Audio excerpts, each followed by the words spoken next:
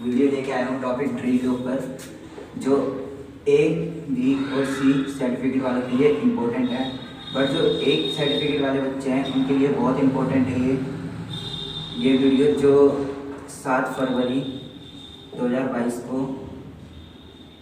2022 में जिनका एग्ज़ाम है ए सर्टिफिकेट का, उसमें ड्रिल टॉपिक के ऊपर 40 नंबर का आएगा। सबसे ज़्यादा ड्रिल टॉपिक के ही ऊपर आता है, सबसे ज़्यादा नंबर का ड्रिल टॉपिक के ऊपर आया, इसलिए मैं ड्रिल टॉपिक के लिए एक वीडियो लेके आया हूँ। उसमें 26 से 27 क्वेश्चन है। अगर आप उस वीडियो को देखते हो तो उसमें आपको बहुत मदद मिलेगी। तो चलो वीडियो को स्टार्ट करते हैं। बात करते हैं अपने टॉपिक ड्रिल के पहले क्वेश्चन की। पहला क्वेश्चन है रिक्त स्थान की पूर्ति करो, फिल इन द ब्लैंक्स। तो पहले क्वेश्चन का पहला पार्ट है, ड्रिल की शुरुआत किस वर्ष में हुई? ड्रिल की शुरुआत कब हुई? तो भाई ड्रिल की शुरुआत 1666 में शुरू हुई थी। तेज चाल में 1 मिनट में कदमों की संख्या कितनी होती है? तो तेज चाल में स्टाइल मार्च में 1 मिनट में कदमों की संख्या 120 होती है। धीमी चाल में 1 मिनट में कदमों की संख्या 70 होती है। राष्ट्रपति सम्मान गार्ड्स के लिए कितने कैडेट्स की संख्या होती है? तो राष्ट्रपति के सम्मान गार्ड्स के लिए 150 कैडेट्स की संख्या होती है।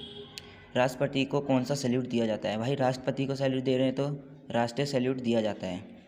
विश्राम अवस्था में दोनों एड़ियों के बीच की दूरी डैश इंच होती है। तो विश्राम अवस्था में दोनों एड़ियों के बीच की दूरी 12 इंच होती है। क्वार्टर गार्ड पर डैश कैडेट खड़े होते हैं। तो भाई क्वार्टर गार्ड पर 8 कैडेट खड़े होते हैं। जनरल सलामी डैश जनरल को और उसके ऊपर के रैंक के अधिकारियों को दिया जाता है। जनरल सलामी मेजर जनरल और उनके ऊपर के रैंक के अधिकारियों को दिया जाता है। समीक्षा क्रम में कितने कदम चलना होता है? समीक्षा क्रम में 14 कदम चलना होता है। पीछे मुड़ में डैश तरफ से मुड़ा जाता है। अब भाई जब कमांड आती है परेड पीछे मुड़, तो किस तरफ से मुड़ते हैं? दाहिनी तरफ से। मार्च करते हुए पीछे मुड़ वर्ड ऑफ कमांड डैश पैर पर दी जाती है। मार्चिंग करते हुए स्टाइल मार्च करते हुए पीछे मुड़ की कमांड बाएं पैर पर दी जाती है। वर्ड ऑफ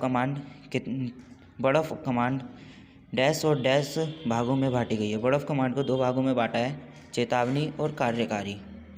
विश्राम अवस्था में बाईं हथेली दाहिनी हथेली के नीचे होती है।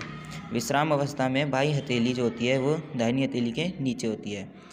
सावधान में दोनों पाँव के बीच का कोण कितने डिग्री होता है? सावधान अवस्था में दोनों पाँव के बीच का कोण 30 डिग्री होता है। तो हम चलते हैं अपने सेकंड क्वेश्चन पर। अब हम चलते हैं अपने सेकंड क्वेश्चन पर। सेकंड क्वेश्चन है, ड्रिल फौज में कब शुरू हुई? सबसे पहले ड्रिल को फौज में शुरू करने वाले थे जर्मनी के मेजर जनरल डॉन नेसन, जो इसे सन 1666 में शुरू किया। उनकी सोच थी कि फ़ौज को कंट्रोल करने, अनुशासित रखने, हुक्म मानने तथा सामूहिक रूप से काम करने के लिए कोई ना कोई तरीका चाहिए, और जो तरीका उन्होंने ड्रिल को अमल में लाया। हमारा नेक्स्ट क्वेश्चन है, ड्रिल किसे कहते हैं? किसी प्रोसीजर को क्रमवार और उचित तरीके से अनुकरण करने की कार्रवाई को ड्रिल कहते हैं। इसका मतलब यह हुआ कि परेड ग्राउंड में परेड करने को हम ड्रिल नहीं कहेंगे, बल्कि ड्रिल उन सभी कार्रवाई को कहते हैं जो क्रमवार और उचित तरीके से किया जाता है।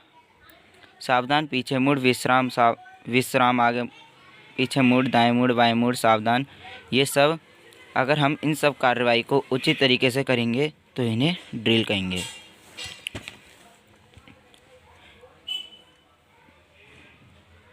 जवानों को ड्रिल क्यों कराई जाती है, या फिर एनसीसी कैडेट को ड्रिल क्यों कराई जाती है? जवानों के शरीर में फुर्ती लाना, ढंग से कपड़े पहनना सिखाना, जवानों का आत्मबल बढ़ाना, मिलजुल कर कार्य करना सिखाना, अनुशासन में रखना, शरीर में दिमाग के तालमेल को सुस्त रखना। भाई जवानों को ड्रिल इसलिए कराई जाती है, जवानों के शरीर में फुर्ती लाना। जब हम ड्रिल करते हैं तो हम अपने स्टेमिना को इंक्रीज़ कर रहे होते हैं, तो जो जवानों के शरीर में फुर्ती आती है इससे। ढंग से कपड़े पहनना सिखाना। जब कोई एनसीसी कैडेट्स या सोल्जर परेड ग्राउंड पर ड्रिल करने आता है तो उसका जो ड्रेसअप होता है वो एकदम वेस्ट होता है। तो जवानों को कपड़े पहनना सिखाना जो उसकी रियल लाइफ में भी बहुत इम्पोर्टेंट है। जवानों का आत्मबल बढ़ाना, उनका आत्मबल बढ़ता है। मिलजुल कर कार्य करना सिखाना, वह मिलजुल कर कार्य करते हैं, अनुशासन में रहते हैं। शरीर में दिमाग के तालमेल को सुस्त रखना, उनके शरीर में दिमाग के तालमेल एकदम सुस्त रहता है। ड्रिल के प्रकार लिखो। ड्रिल के 2 प्रकार हैं, open drill, close drill. Open drill किसे कहते हैं? जो ड्रिल फील्ड एरिया में कराई जाती है उसे ओपन ड्रिल कहते हैं। क्लोज ड्रिल किसे कहते हैं? जो ड्रिल शांति क्षेत्र में रहते हुए किसी परेड ग्राउंड में किया जाता है उसे क्लोज ड्रिल कहते हैं। हम जो ड्रिल करते हैं वो क्लोज ड्रिल होती है। ओपन ड्रिल वो होती है हम किसी कंपटीशन में जा रहे हैं ड्रिल करने तो उसे ओपन ड्रिल कहेंगे। ड्रिल के सिद्धांत या वसूल लिखो। फुर्ती, स्थिरता, मिलजुल कर कार्य करना, यह 3 ड्रिल के सिद्धांत या फिर वसूल हैं। ड्रिल से एनसीसी कैडेट को क्या लाभ होता है या ड्रिल के उद्देश्य लिखो। कैडेट्स में अनुशासन की भावना पैदा करना, कैडेट्स के मन में अनुशासन की भावना पैदा होती है। कैडेट्स को ड्रेस पहनना, चलना फिरना सिखाना, कैडेट्स को ड्रेस पहनना सिखाना और चलना फिरना कैसे चलना है। कैडेट में मिलजुल कर कार्य करना तथा हुक्म मानने की आदत डालना। ये बहुत ही ज़्यादा इम्पोर्टेंट पॉइंट है कि कैडेट में मिलजुल कर कार्य करने की और हुक्म मानने की आदत डालना। कैडेट को कमांड कंट्रोल सिखाना, कैडेट में फुर्ती तथा आत्मबल का विकास करना ड्रिल अनुशासन की बुनियाद है। अब भाई यहाँ से भी एक क्वेश्चन बन सकता है, ड्रिल अनुशासन की क्या है, या फिर रिक्त स्थान में भी बन सकता है, ड्रिल अनुशासन की डैश है तो क्या है? बुनियाद है। ड्रिल की बुरी आदतें लिखो। अब ड्रिल की बुरी आदतें क्या क्या हैं? अनावश्यक हरकत करना, आँख का घुमाना, पाँव का घसीट कर चलना, एड़ियों का टकराना, बूट में उंगलियों की हरकत देना। अब भाई अनावश्यक हरकत क्या होती है? जब तुम सावधान अवस्था में खड़े हो और इधर उधर देख रहे हो, हिल डुल रहे हो, ये अनावश्यक हरकत होती है। सावधान अवस्था में खड़े हो और आँखों को घुमा रहे हो, ये भी ड्रिल की बुरी आदत होती है। स्टाइल मार्च या तेज़ चाल चल रहे हो और पैरों को घसीट रहे हो, प्रॉपर तरीके से नहीं कर रहे तो ये भी बुरी आदतें होती है। एड़ियों का टकराना, बूट में उंगलियों की हरकत देना, सावधान अवस्था में खड़े हो या विश्राम अवस्था में खड़े हो, परेड ग्राउंड पर खड़े हो और बूट के अंदर उंगलियों को हिला रहे हो, ये ड्रिल की बुरी आदतें हैं। एक कैडेट को ड्रिल में जाने से पहले किन बातों का ध्यान देना चाहिए? ये इम्पोर्टेंट क्वेश्चन है, ए सर्टिफिकेट में ज़रूर आता है और शायद से इस बार भी आएगा, शायद नहीं, बिल्कुल आ सकता है। ड्रेस साफ़ तथा कलफ लगी और प्रेस की हुई होनी चाहिए। ड्रेस जो होनी चाहिए वो साफ़ होनी चाहिए और प्रेस हुई होनी चाहिए। कमीज़ तथा पैंट की सभी बटन लगी हों और एक रंग की हों। अब भाई कमीज़ और पैंट की सभी बटन लगी हों और एक ही रंग की हों, ऐसा ना हो अलग अलग रंग की। ड्रेस ना अधिक ढीली और ना चुस्त हो। ड्रेस ना अधिक ढीली पहननी है और ना ही ज़्यादा टाइट पहननी है, ड्रिल करते समय चाहे फट जाए वो। फिट पहननी है जैसी कंफर्टेबल हो। जूते पर चमकती हुई पॉलिश हो तथा फीते मुड़े ना हो और ठीक से बंधे हो। अब जूते पर भाई पॉलिश होनी चाहिए, शाइनिंग करे परेड ग्राउंड पर, मैच करे ड्रेस से, और फीते मुड़े ना हो, ठीक तरह से बांधे गए हो। बेल्ट रंगी हो तथा उसकी पीतल पर ब्रासों की पॉलिश की हुई हो। बेल्ट ढीली नहीं बांधनी चाहिए। अब भाई जो बेल्ट होनी चाहिए वो रंगी हो और पीतल पर ब्रासों की पॉलिश लगी हुई होनी चाहिए, और बेल्ट ढीली नहीं बांधना चाहिए। पकड़ो तो उंगली डालो तो उसमें बेल्ट के अंदर उंगली डालो तो उंगली भी ना जाए, हिलाओ तो हिले ना, इतनी टाइट होनी चाहिए। सिर के बाल छोटे हों। सिर के बाल भाई बिल्कुल ही छोटे हों।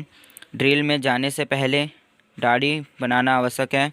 टोपी सिर पर ठीक ढंग से एक समान लगाएं।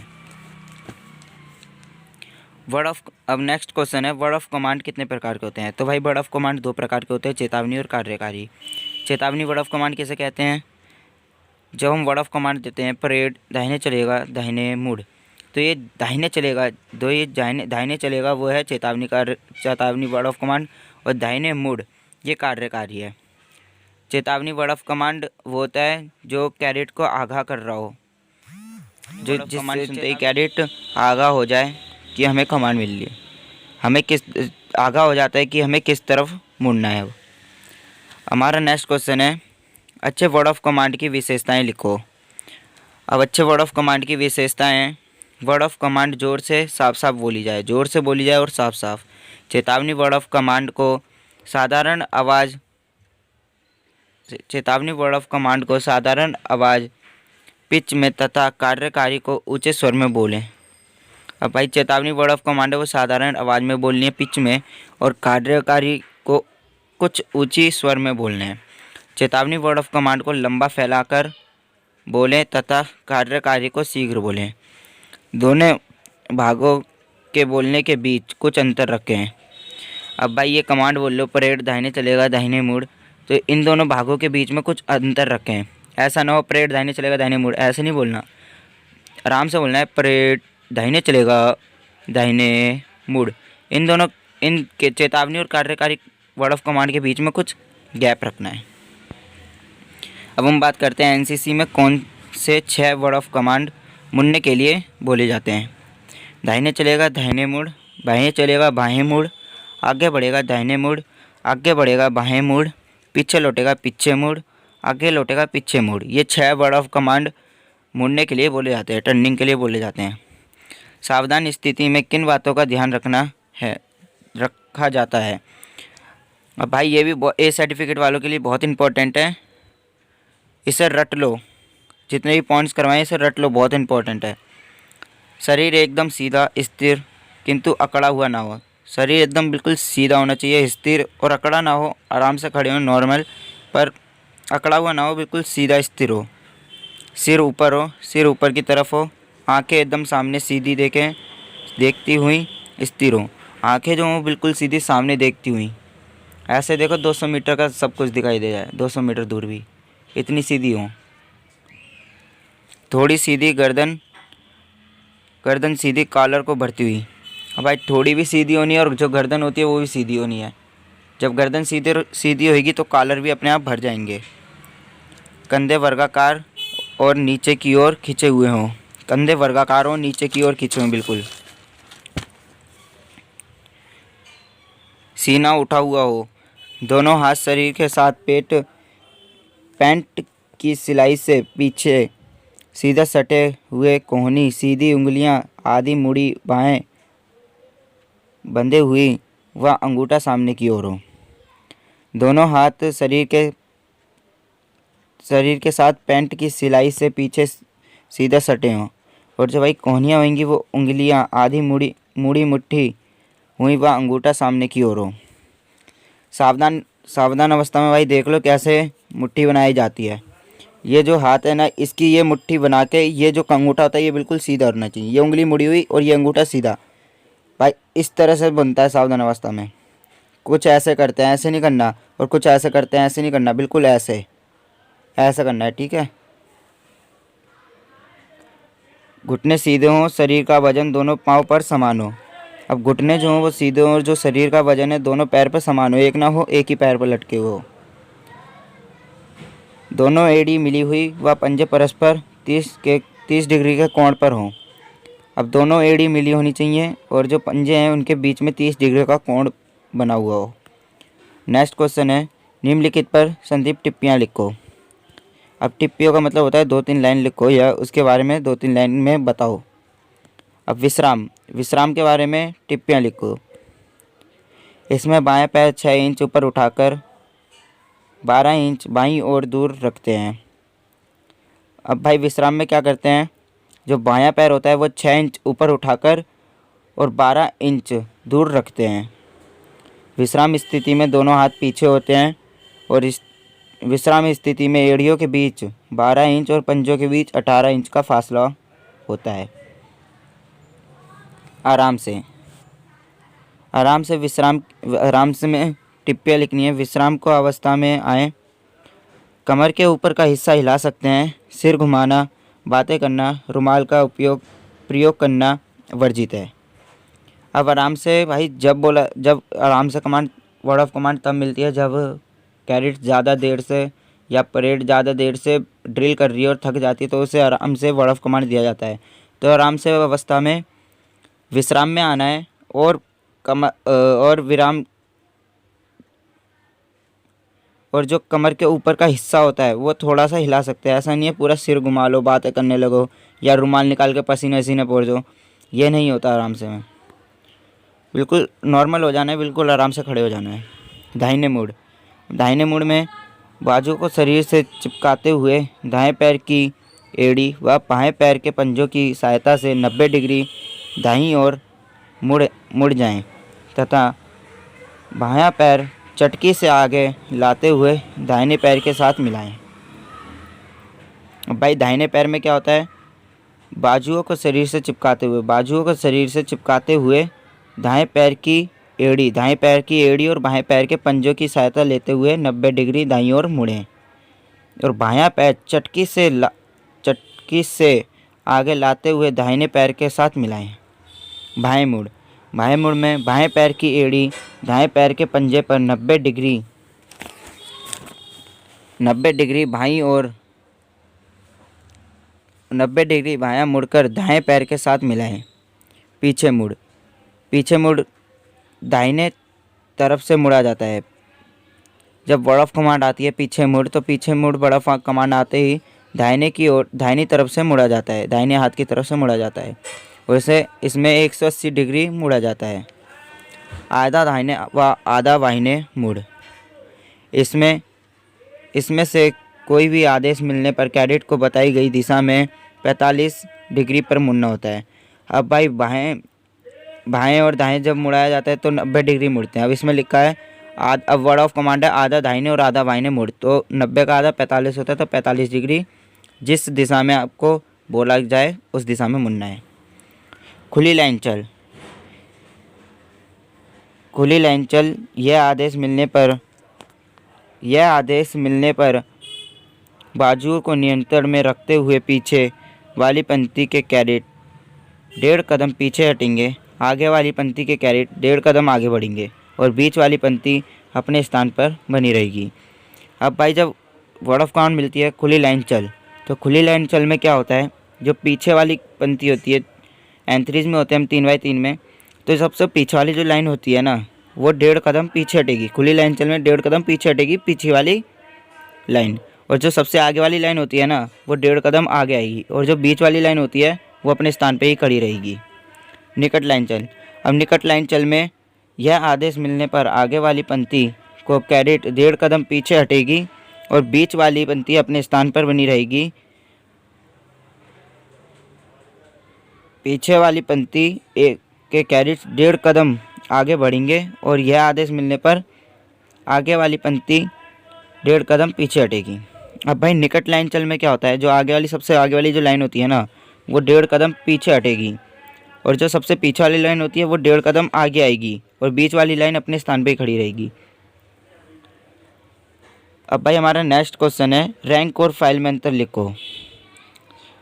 तो भाई रैंक जो शोल्डर पे लगी होती है हम उसे ही रैंक नहीं कहेंगे, रैंक इसे भी कहेंगे। इसमें कैडेट एक सीधी लाइन में साइड बाई साइड खड़ा होता है, मतलब रैंक उसे कहेंगे जो एक जैसे एक कैडेट्स यहाँ पर खड़ा है, दूसरा यहाँ खड़ा है, तीसरा यहाँ खड़ा है, चौथा यहाँ खड़ा है, ऐसी लाइन बाई लाइन में साइड बाई साइड खड़े हैं, उसे हम रैंक कहेंगे। और फाइल किसे कहेंगे, इसमें भी कैडेट सीधी लाइन में सामने से कवर करते हुए एक दूसरे के पीछे खड़े हों। जब भाई हम प्रेयर ग्राउंड में जाते हैं, प्रेयर करते हैं, तो हम जो हम एक के पीछे एक लगे होते हैं उसे हम फाइल कहेंगे। अगला क्वेश्चन है ड्रिल को 5 हरकतें लिखो। ड्रिल की भाई 5 हरकतें लिखनी है। सावधान, विश्राम, पीछे मुड़, दाहिने मुड़, बाएं मुड़, आराम से। ये ड्रिल की हरकतें हैं। मैंने 6 लिखी हैं, इनमें से आप कोई भी 5 लिख सकते हैं।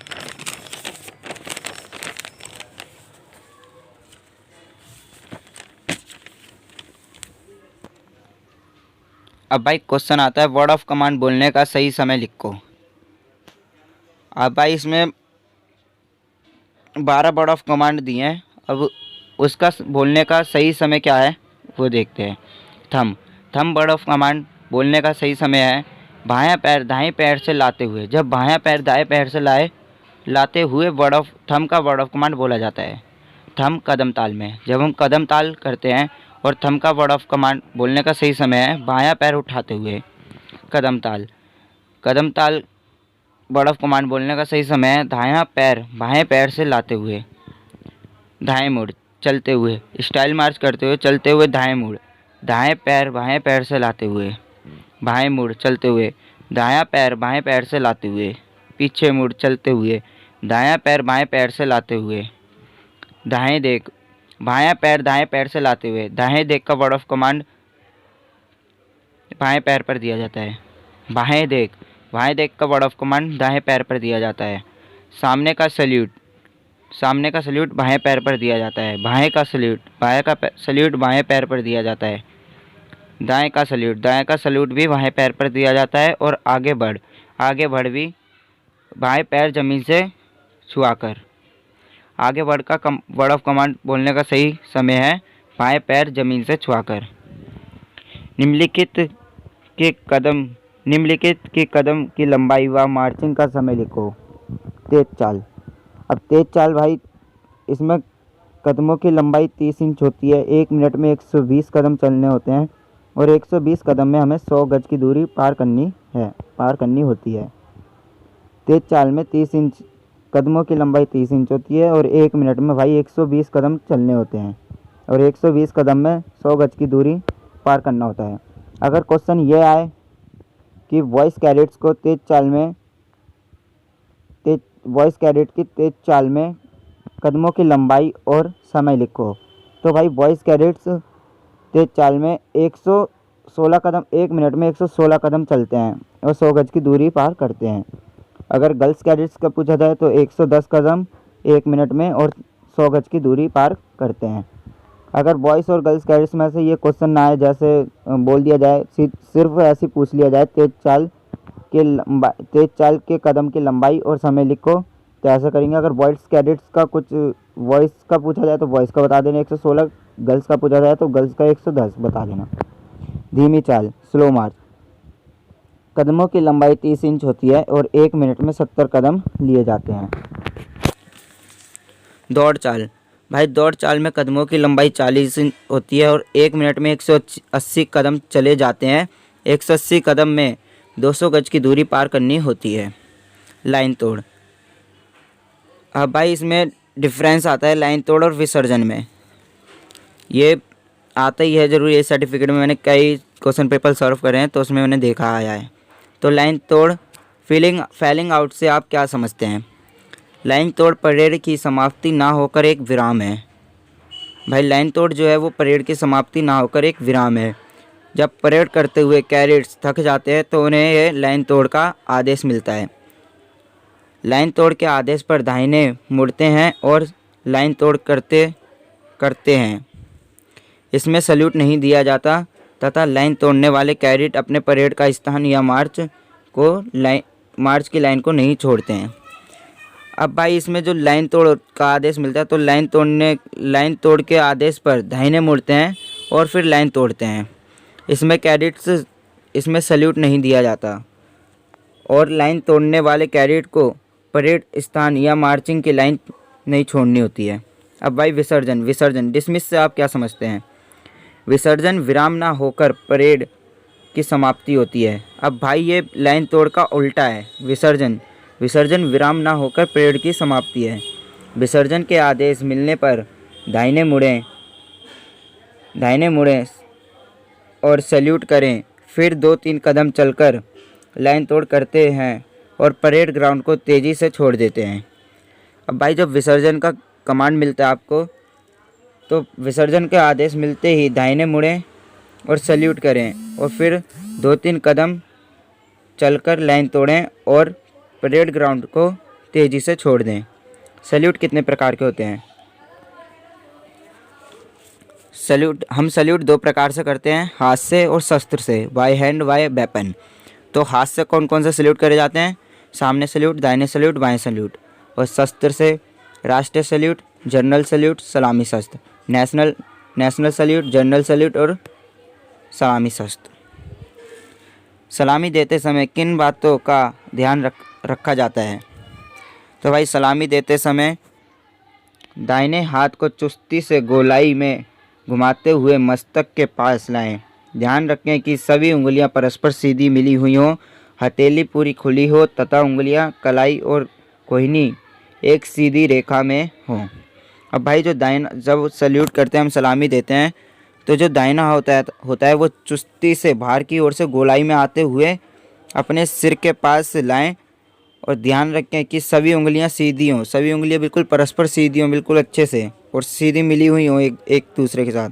और जो हथेली है, हथेली वो पूरी खुली होनी चाहिए, उंगलियां कलाई और कोहनी एक सीधी रेखा में हो। भाई देख लो सैल्यूट कैसे करते हैं, मैं दिखाता हूँ।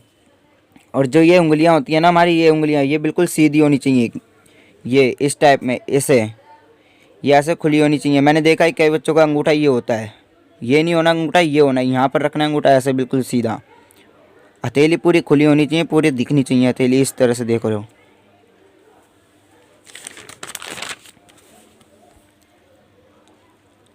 और सलामी देते समय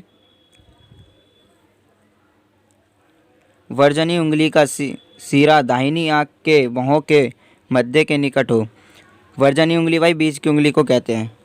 वर्जनी उंगली का जो सिरा होता है ना, वो दाहिनी आंख के भौं के मध्य के निकट हो। जो दाहिनी आंख की भौं होती है उसके बिल्कुल पास होनी चाहिए, उसके बिल्कुल पास होनी चाहिए। हाथ को कुछ समय क्षण निश्चित विराम दें।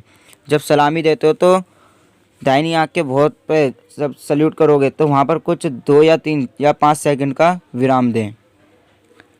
नेक्स्ट क्वेश्चन है, निम्नलिखित के लिए सम्मान गार्ड को संख्या लिखो। Number of guard of honour. राष्ट्रपति, भाई राष्ट्रपति के सम्मान गार्ड के लिए 150 कैडेट होते हैं 3 समान डिवीज़न में। प्रधानमंत्री, भाई प्रधानमंत्री को सम्मान गार्ड देने के लिए 100 कैडेट्स होते हैं 2 समान डिवीज़न में। राज्यपाल को सम्मान गार्ड देने के लिए 50 कैडेट की संख्या होती है 2 समान डिवीज़न में। राष्ट्रीय सल्यूट किसे दिया जाता है?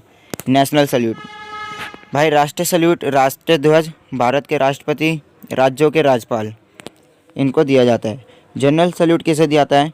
भाई जनरल सल्यूट मेजर जनरल और उसके ऊपर की रैंक के गणमान्य व्यक्ति को जनरल सल्यूट दिया जाता है। जनरल सल्यूट मेजर जनरल और उनके ऊपर के रैंक के जो व्यक्ति रहेंगे उनको दिया जाता है। सम्मान गार्ड किसे दिया जाता है? Guard of honour. सम्मान गार्ड किसे दिया जाता है?